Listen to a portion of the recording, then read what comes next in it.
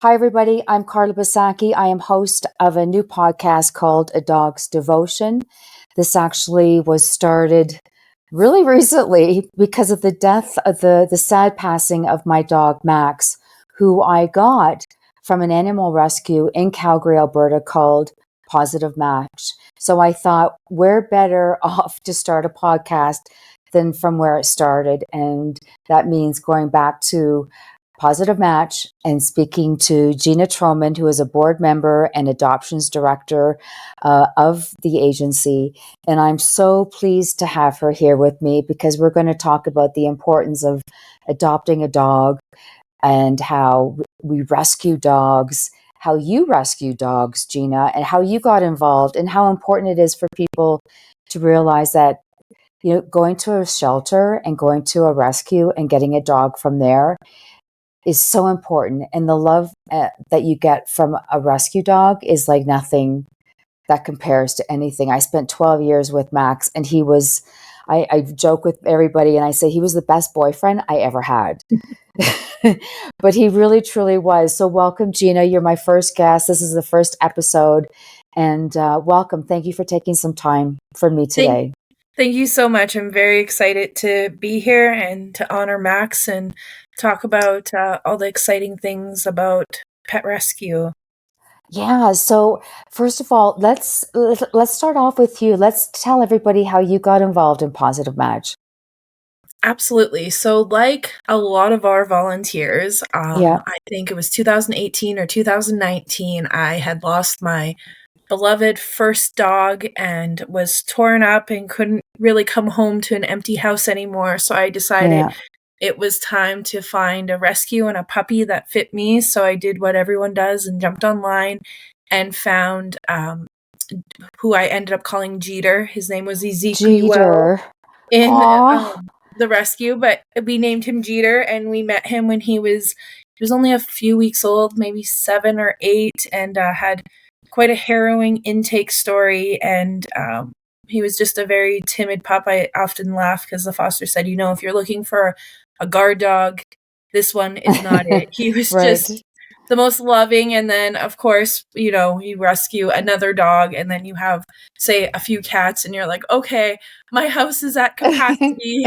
What do I do now? What's the next step? And that's when I decided to come back to Pawsitive Match, but in the role of adoptions processor at the time. Oh, good for you. So you originally adopted from them, and then you went back to work with them.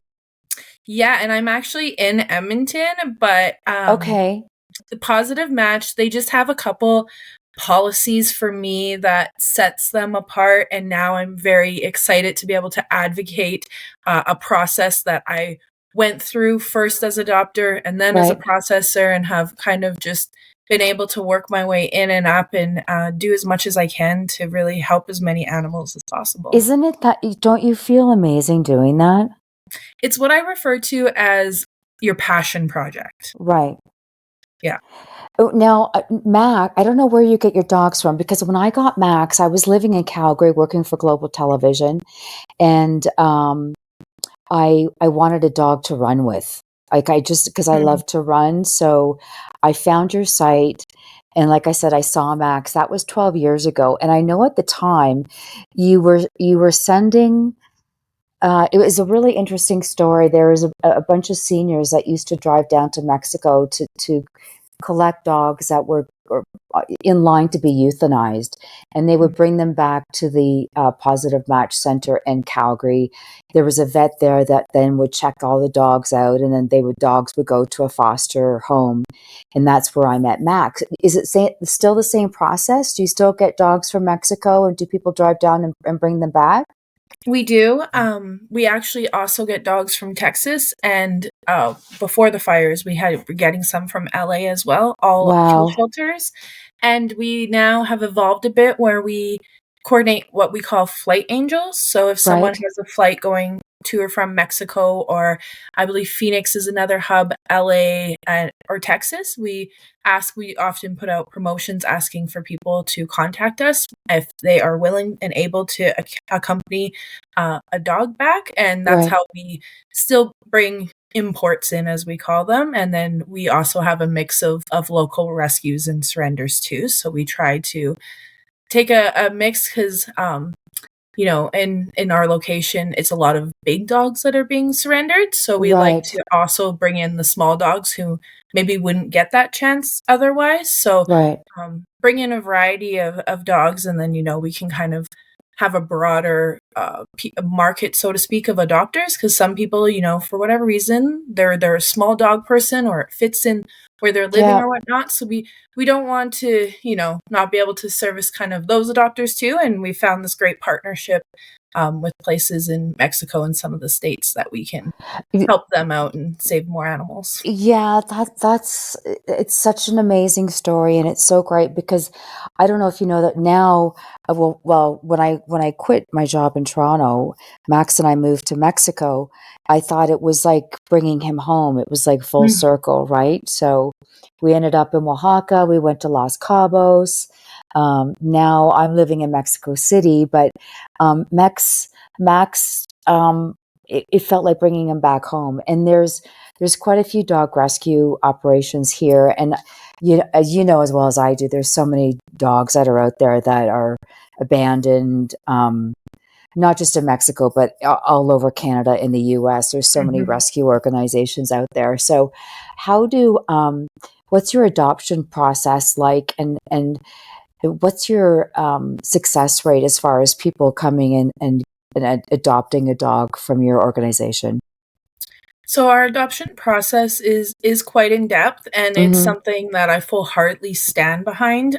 We Yeah. do the first thing you do is you put an application, and it doesn't necessarily need to be for an animal. We will Right. work with somebody for as long as it takes to find them their perfect match, because we, from the core of us, believe that it's about finding the right match. It's not just about putting a dog in a home and then kind of Right. wiping our hands clean and moving on from it. So we do have about a 45-minute phone interview where we really just try to understand the applicant's lifestyle and what they're looking for in a dog or cat, and then kind of presenting options that we have, not always ones that are online. Like if we know someone's going to be cleared soon, that might be a match that we can find, and then now that dog doesn't even have to be quote unquote advertised or put out there. They're finding their forever home. And then once Right.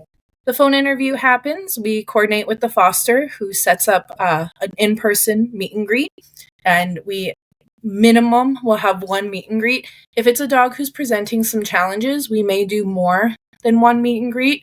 Right. We might do a few, or whatever it looks like for that dog and that adopter. We're in no means in a rush to just move dogs. We want to find them forever homes. Yeah, you want to Um, find the right fit, right? Because not all Absolutely. dogs are meant for every person. Every personality is different. Absolutely, and Yeah. lifestyle and what you can commit to. Right. So some dogs do get adopted with training sessions included and things like that, because we really want to set up for success. I would, I think about, and this isn't, I haven't run the numbers, but I think we're about 97% success and about That's amazing. 3%. So Congratulations. yeah, it's very, very high. It's very high in comparison to some of the other rescues where we kind of see their process and how it works. And it's also why we are so adamant about what can be perceived as overly in-depth process to some, but to us, it's just about making sure we're doing the right thing for both the adopter and the dog. Yeah, and I think that's really important because there's kids that say, "Oh, well, mom, dad, I want a dog," and or this and that, or maybe the dog has because these are street dogs, right? They're not, Hmm. you can't just bring a street dog and bring them into your home and expect them to be perfectly trained. So it does take some time. I was lucky enough where Max's foster mom, and I'm not sure if she's still fostering her. She kept in touch with me for years. Her name was Jamie, and when I went to her house for my interview with her and to meet Max, she had a couch filled with like 10 chihuahuas, and then there was big white Max right in the middle. It was the funniest thing, but she was really great. We had a really good talk. I got to take Max for a walk. He was perfectly trained when I got him. So, and that's not always the case, as you say. So Mhm. I think it's great you guys go through that whole process of making sure people are willing to spend some time, because you have to spend time with this dog, and they have to learn to go to the washroom outside, and there's so many personality traits that they have to get over, and it doesn't happen overnight. But I was really lucky with Max. He came perfect, and Jamie was the best foster mom. And what I loved is that she kept in touch with me for, I'd say, 8 years, where she was always asking me how Max was, and I'd send photos, and we were on Instagram, so it was nice to be able to keep in contact with that. But Mhm. I think your process, because it's maybe a little stricter than others, is super important, and that way that dog is going to have a forever home, and nobody's going to bring it back to the rescue.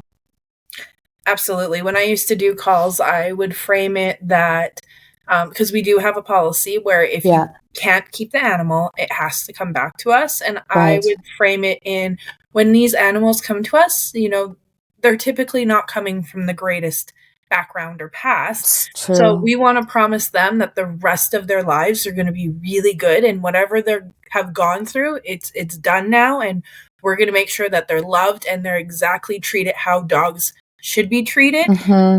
So if that means they have to come back to us because we didn't find the right home, they come back to us and we will find the right home. Right. Now, because a lot of them are coming in from Texas and in Mexico, where there's heartworm and there's all kinds of other diseases, and there's street dogs, I'm sure, a lot of them. Your vets give them a thorough checkup. They're made sure they're healthy and ready to go to a good home. Absolutely. We actually do get a vet checkup typically before because it's part of the import process. There Right. has to be vet paperwork and whatnot. So they do get a check. That isn't to say they're always accurate when they come to us, Right. especially if there's teeth issues or whatnot. But we do a minimum one vet, and typically there's vaccines that we have to get. So maybe it's a vet check and then vaccines. And once they are through that and cleared, then we will put them up for adoption. But we definitely, they come into shelter, kind of have a quarantine period, and then move to foster. And then they need to be in foster for at least a week before they can be put up for as adoption. Great. So that way the foster mom gets sort of gets an idea as to what the dog is like, I'm guessing. Exactly. And if the dog's really presenting like it's shutting down and it's having some major trust issues, then it doesn't Yeah. get put up for adoption. We do training assessments, we might have walkers or, more support to the foster. So we really don't want to move the dog as little as possible. We want to move these dogs because we realize that it's been a big trip. Funny enough, not all dogs speak English, right? If they grew up in You Mexico know and they what? know Spanish. It's so funny. So when I got Max, whose original name was Capito, he didn't understand English. He knew hola and bente, but he didn't, which, now I understand English, Spanish more, but it was a foreign language to him. He'd never heard English before. So that's a really great point. hmm Try to put it in your perspective of a dog. Like imagine you can't communicate with the people around you and they're Right. maybe not keeping you safe because they can't or what have you, your street dog, and then all of a sudden you're put in this crate, put on an airplane, and you show up Yeah. to, especially if you come in wintertime, Uh-huh. poor dogs are like climatized, like they don't know what winter is. We can't communicate to them, and then the basic communications they did know are now in a foreign language and we're speaking kind of. So I always think like if that was a human, like Yeah. the trauma the trauma you would feel. So no wonder these dogs are shutting down, and they're really taking, some of them take a long time to open up and give us a chance. But I always say if you can gain the trust of a rescue dog, you will Yeah. have no better companion in your life. Nobody will ever have your back more than your rescue dog. Yeah, I agree. There's something about rescue dogs where I think they intuitively know that they're being rescued and saved, and they are they really are forever grateful. And Mhm. I have never seen, and you can ask anybody that knows me, and you know that when I went to, Max used to come to work with me all the time, and he'd follow me, and the way people would say, "Oh my gosh, I've never seen a dog look at a human the way Max looks at you." There's just there's just this bond that they feel towards you, like you're their savior, and yeah, it's incredible. So I always tell people, if you're looking for a dog or a cat, you know, please don't go to a pet store, and please don't go online and buy them on Facebook Marketplace, but go to a rescue, and there's so many out there. Mhm. It's worth the extra work because they are amazing.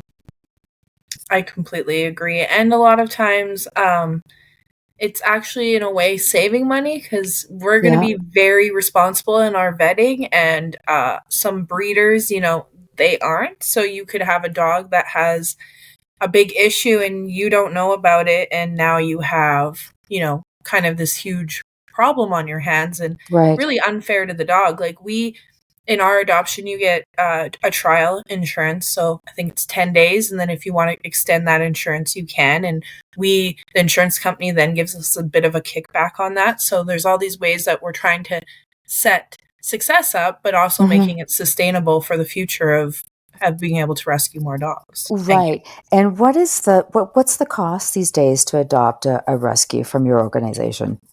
So we have a few different categories, if you will. So a Yeah, puppy under 6 months or an import is $595. right. And then if 6 months to a year is 500, and then a year over is 475.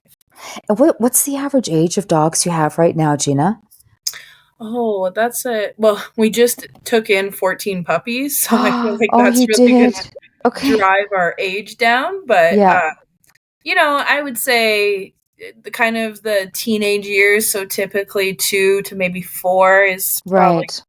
around there, where people, haven't done the training and haven't done really the due diligence to raise a dog the way that they had this vision in their head. So that's kind of when the wall gets met, and then they surrender. Yeah, it's so sad if they'd only give them a chance. Yeah, and just realize, it is work. Nobody's ever said adopting a puppy or a dog is, all beautiful and sunshine and rainbows every day. Like, it is Yeah. still work, but like anything, when you put hard work in, you get rewarded, and that reward is having such a close companion who, without saying anything, can make you feel really comforted and, loved, and all the things that I think as humans we need. Oh yeah. Don't you want to, like, you and everybody that works there, don't you want to take all the dogs home? Like, that would be my fears if I go to the Humane Society, first of all I start to cry, and then second I want to adopt all the dogs. If I had a farm, I'd take them all home. Of course. I think we all want to be some of those bigger platforms we see online where they're picking Yeah. up like 7 dogs and bringing them to their dog pack and whatnot. That's the dream, of course.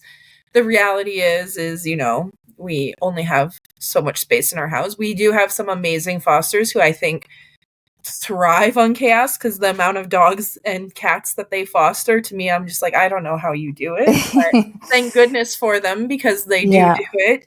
But I think for me, I look at the bigger picture.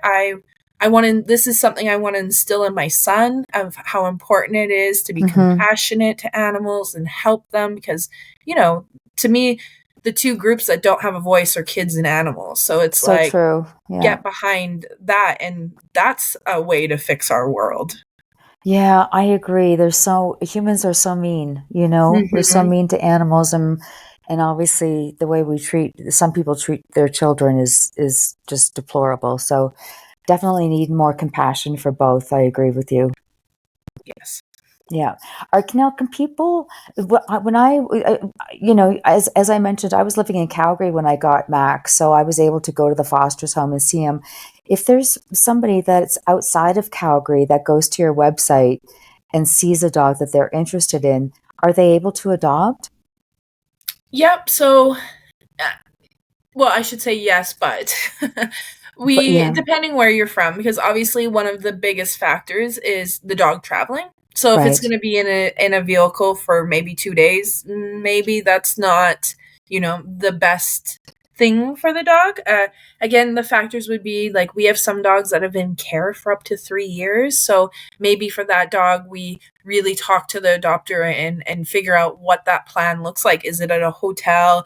Is the dog getting plenty of exercise? Because we're not just going to say, oh, it's within this kilometer. And if you're outside of that, no, because there right, is, dogs that need a special home. And if the home's far away, it's just about understanding the adopter's plan of how they're going to ensure the comfort and safety of the dog in that travel. And then the other side of it is really understanding that if you can't keep that dog, you need to give that dog back to us, and it needs to come back on whether you drive it or safe transportation, because that's right. another, of course, worry for us, is if we adopt a dog far away and can't keep it, how do we get our dog home?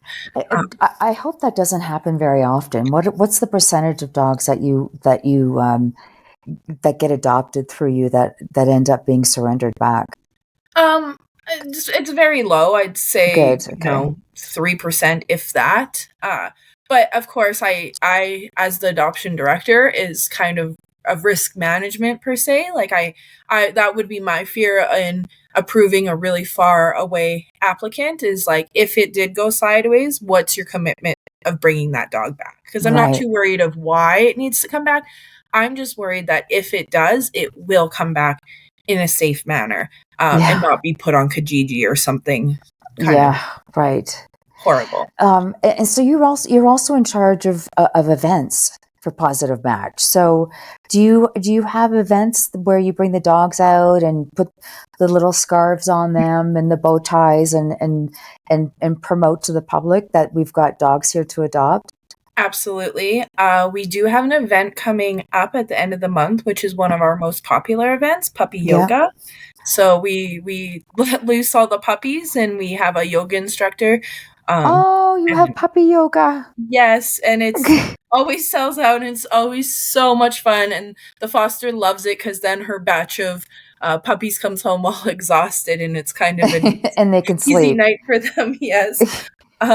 So that's one of our events. We also have done we've local partnered up with local companies, like a brewery last year.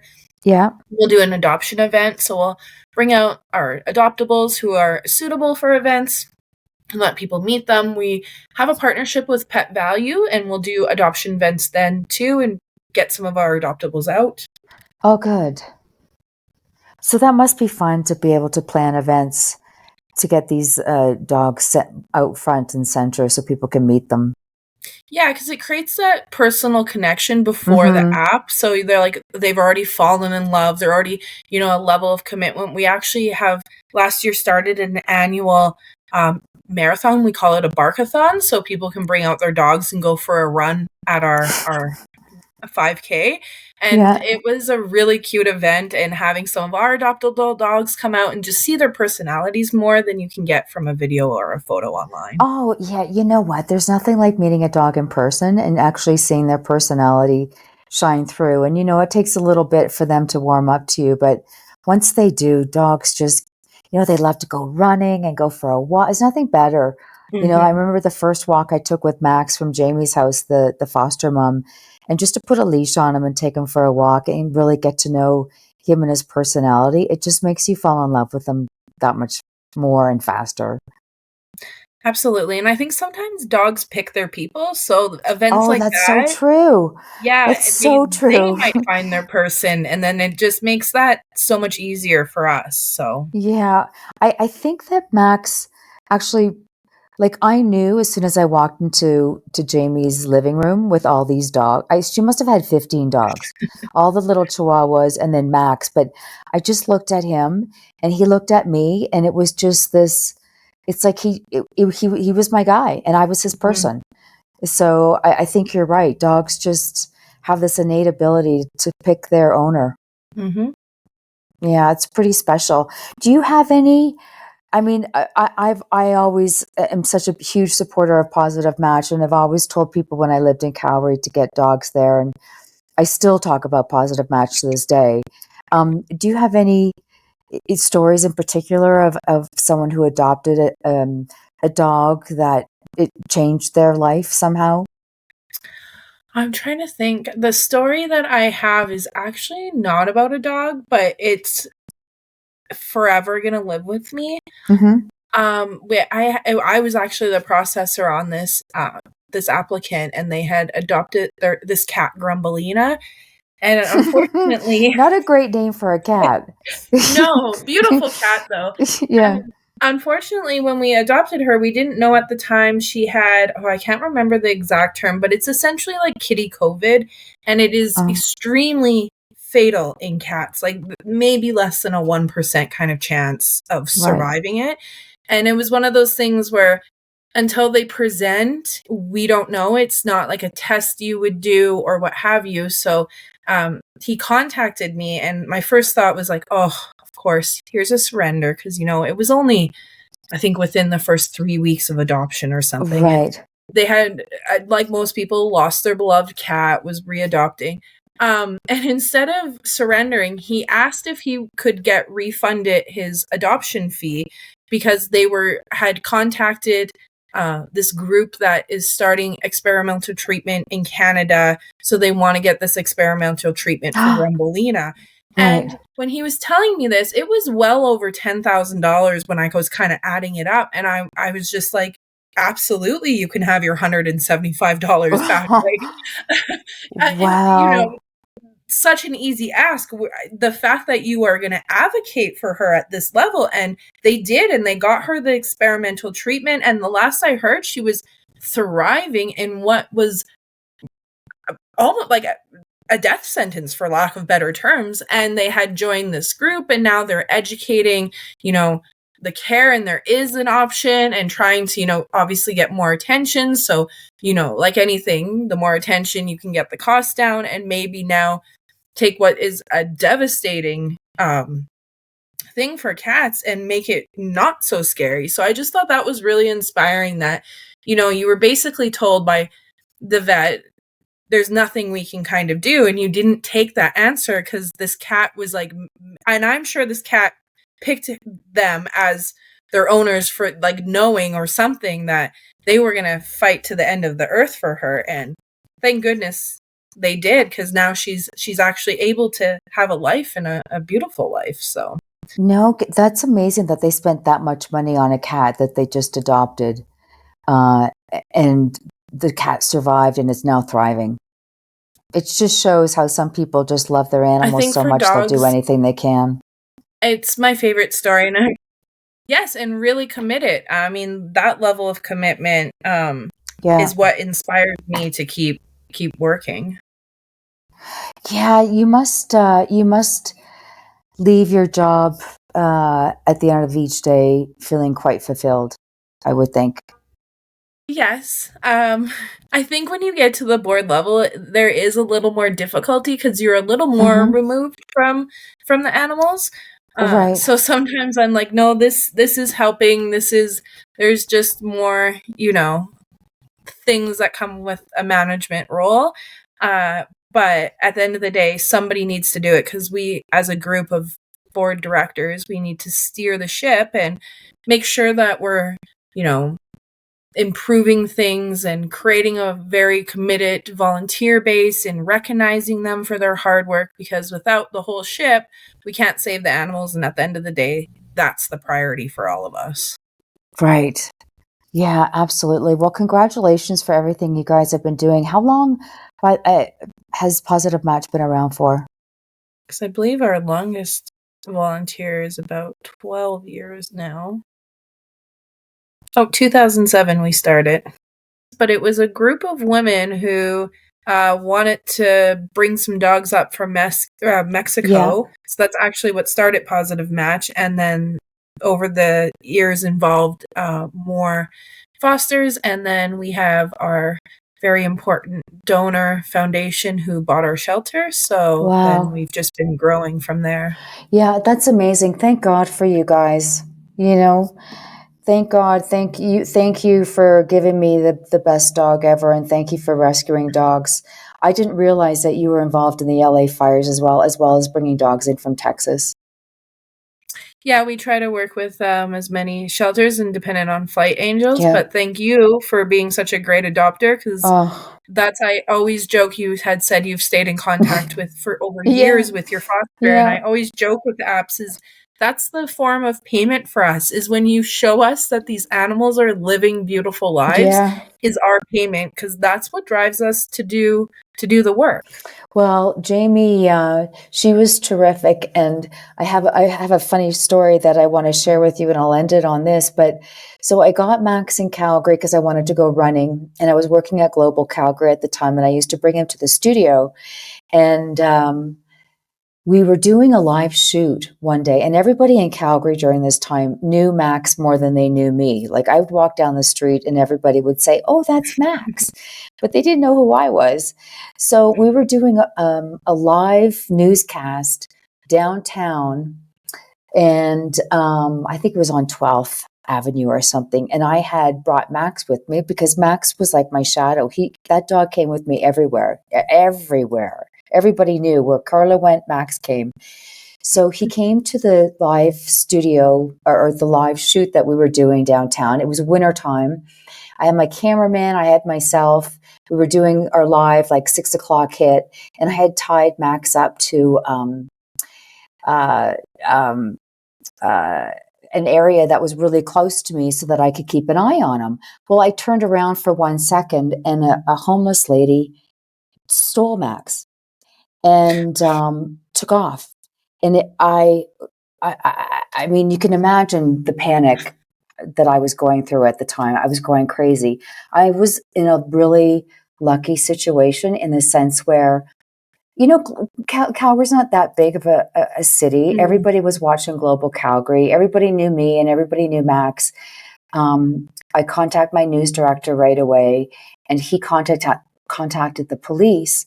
The police then started searching for Max all over, and then all the train stations, where they have all the cameras, all the security cameras Mhm. in their main center. They were all on the lookout for this white fluffy dog named Max. And I was going to every shelter. I mean, you can imagine what it's like. You turn around Mhm. and your dog's gone. And they found him. They found him in the morning. The police brought him to the Global Studios, and they all went on the morning show together. So all the hosts for the morning show, the two policemen that found him, and Max. Max got a badge, a police sheriff badge that Wow. I put on his collar. It ended up being like such an amazing story, and I was so grateful to everybody who was out there looking for him. And I'm so grateful I was in the position where I had the police that would look for him because not everybody had that opportunity. So that was my Max story. And everybody from Calgary always remembers when I say the dog from Global TV, and they're like, "Oh yeah, the dog that was stolen and came back and was on the Global show, and it was such a great reunion." And because I was a mess. And so when I got the call that they had found Max, I immediately get to the studio, and there he was, and he was so happy, and the two policemen were so ecstatic to be part of this reunion too. So I have very fond memories of everybody, all the people in Calgary, everybody who helped me, Pawsitive Match, and of course everybody from the police station during that time. They brought me and my Max back. I love that story. Thank you for sharing Yeah, it that. was. That was one of the many good stories I have of Max. We've had many adventures together, and I owe it all to you guys.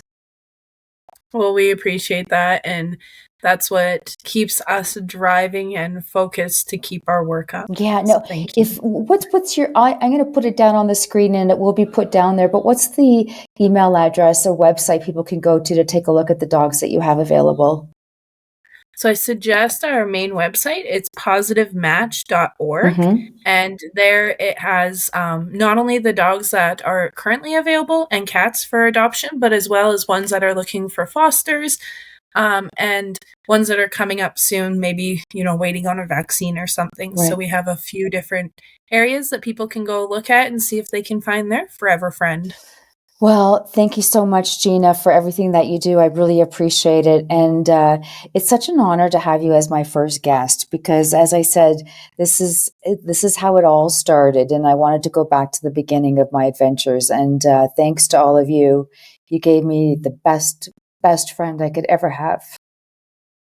Thank you. We are so happy to be able to kind of come back and hear Yeah. about Max and have this beautiful legacy that you're now creating for him and Yeah. hopefully inspiring everyone else to go find their Max because it really does leave a paw print on your life forever. So, 100%. Yeah. Thanks, yeah. Gina. And yeah, I appreciate it. Everybody, I hope you enjoyed this episode of A Dog's Devotion. It was the first episode. Of course, Gina from Pawsitive Match was here, which is where I got Max. We've got more episodes coming up, but thanks for listening. And if you have a story that you would like to share, something similar to what Max and I went through, a story of a dog saving a life or how your dog has saved your life, please send me a message because I'd love to talk to you. Gina, thank you so much. Enjoy the rest of your day. And thanks to everybody for listening. Thank you so much and look forward to hearing all the future episodes. Yeah, So, thank thanks, you. Gina. Take care. Bye. Bye.